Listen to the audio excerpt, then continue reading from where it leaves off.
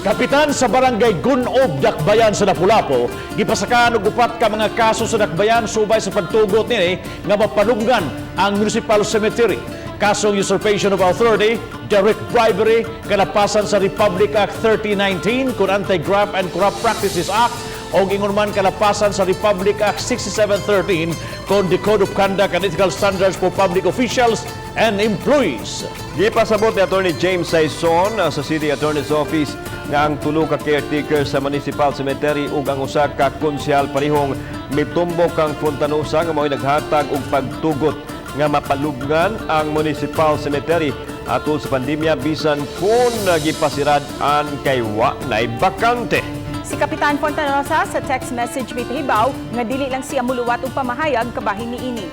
On the basis sa assessment nato dinhi sa city, naagid na ay tulubagon ang barangay captain, and whether maskin unsa pa na nga political affiliation sa usa ka kapitan or usa ka empleyado, if naamang gani, trabaho na nato, trabaho pud sa mayor to protect the interest of the city.